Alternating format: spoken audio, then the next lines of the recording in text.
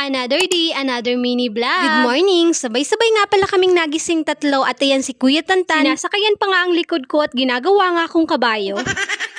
Ewan ko ba sa batang ito, hindi man lang naaawa sa mama niya na parang kalansay na nga rin. Charis!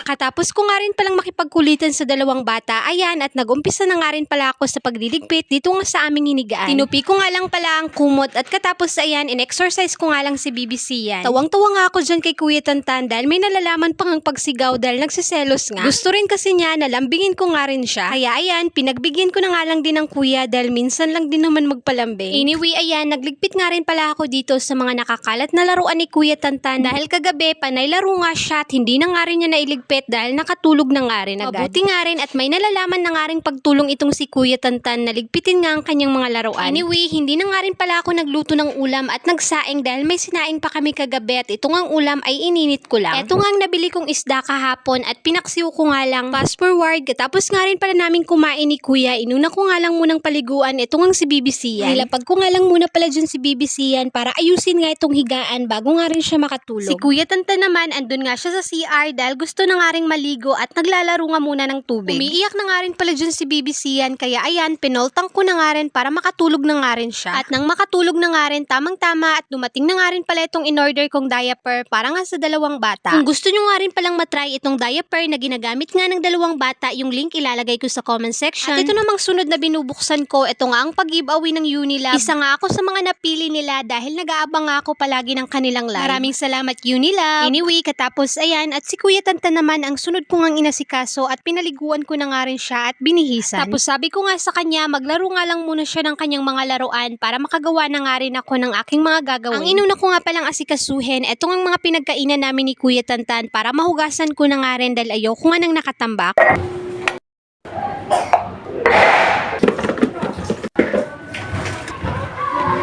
Isinama ko na nga rin pala sa paghuhugas itong ang patuluan ng pinggan dahil marami na nga ring dumi at nangingilaw na nga rin. Nagtatanong po kung saan ko nga po ito nabili, wag kayong mag-alala, yung link ilalagay ko sa comment section. Naalala ko tuloy, ito talaga yung kauna-unahang gamit na mayroon nga ako sa kusina. Palagi ko naman na ikikwento sa inyo mga mema ko na 'di ba yung mga gamit na mayroon ako ay hindi nga sa akin. Kay nanay nga lahat itong mga ginagamit namin. Kaya thankful talaga ako dahil pinahiram nga ako ni nanay ng kanyang mga gamit. Anyway, katapos ko nga palang makapaghugas, ayan, at nagpunas na nga rin pala ako dahil marami na nga rin kasing mga dumi dito nga sa gilid-gilid. Malapit na nga rin palang magtanghalian dyan, kaya ayan, nagluto nga ako nitong aming uulamin ni Kuya Tantan. For today's ulam nga namin ni Kuya Tantan, eto nga ang adubong sitaw. May kaunting karning baboy nga, kaya ayan, ilalahok ko na nga rin. Nagisa nga lang pala ako ng sibuyas at bawang at isinangkutsa ko na nga rin itong karning baboy. Nang malapit na nga rin palang malutong karne, naglagay nga lang pala ako ng suka at tuyo. Lagay rin ako ng isang basong tubig para kahit papaano nga ay magkaroon nga rin ng sabaw at mapadami nga ang kain ni Kuya.